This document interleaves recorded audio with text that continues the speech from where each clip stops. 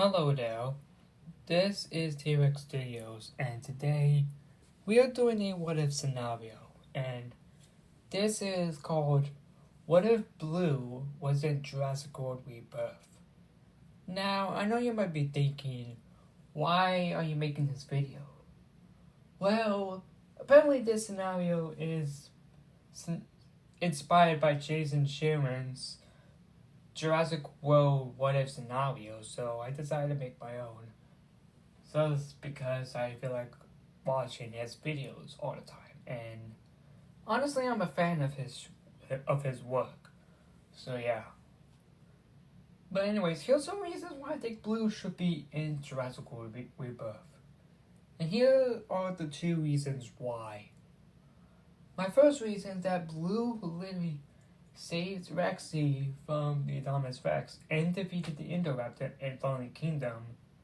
And the second and final reason is that she's literally the fan favorite in the Jurassic World franchise. However, there were some reasons that Blue wasn't added into Rebirth. And here are the only two reasons why she wasn't added in. The first reason is that Blue only appears in the first Jurassic World movie, then Fallen Kingdom, then and Camp Cretaceous, and then lastly Dominion. And she wasn't introduced in Rebirth. Only Dominion was the last movie she was introduced in. So, how can we prove the fact that Blue should be added in Jurassic World Rebirth? Well, let's find out. So the opening scene goes on normally as the Snickers boy accidentally makes the Destroyer's Rex escape from his enclosure and kills the scientists there.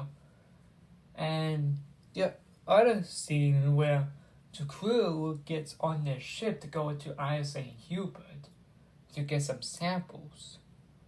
However, there was a difference in the scene.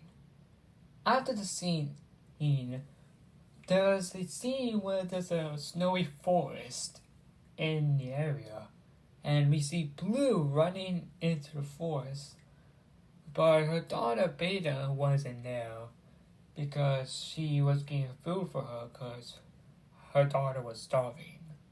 But as she was running in the forest, she gets tranquilized by a tranquilizer dart and falls to the ground unconscious. After that scene, the scene goes on normally, like in the other film, like the crew going on to Isle St. Hubert on that boat, only to get attacked by the Mosasaurus and a group of Spinosauruses as they crash onto the island. But there was a difference after that scene. After that scene, we see a boat driving to Isle St. Hubert, and suddenly Blue gets up from her cage that was on the boat, and the tranquilizer dart wasn't there, and she looks around in the boat, wondering where she was. But she doesn't even care.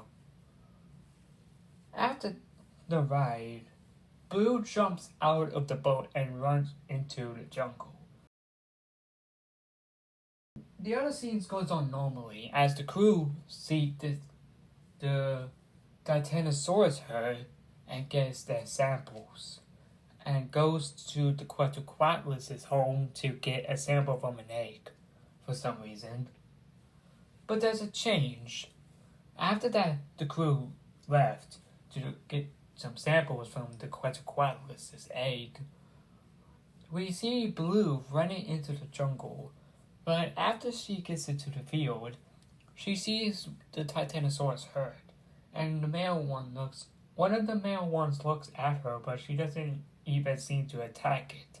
She just stares at the male as the male Titanosaur walks off, leaving her alone. Now, the other scenes goes on normally. The Megalodon popping out of nowhere and attacking the two raptors who are sneaking up on one of the family members. However, there was a scene that we didn't see that we're not going to be able to see in the movie. After the Megalodon kills one of the raptors, he turns his attention to the other one and was about to kill him. But Blue jumps out into the bushes and attacks the Megalodon as they get into a fight, with lots of scratches and bite marks on them. After the fight for 2 minutes, the Megalodon pins Blue to the ground and was about to finish her off, until the male raptor who was watching the whole fight jumps in and attacks the Megalodon as Blue gets up and joins the fight. After tons of bite marks and scratches, the Megalodon flies off, retreating from the fight. After the fight, the Blue and the male raptor look at each other, and Blue decides to run off without doing anything at this point. The male raptor looks confused and wondering why Blue ran off, but he decides to leave anyways. He doesn't feel like attacking anymore. Now the ending goes on normally. The crew gets on the escape boat safely, while the Stegosaurus Rex roars at them as they leave the island. However, there was a difference in the movie.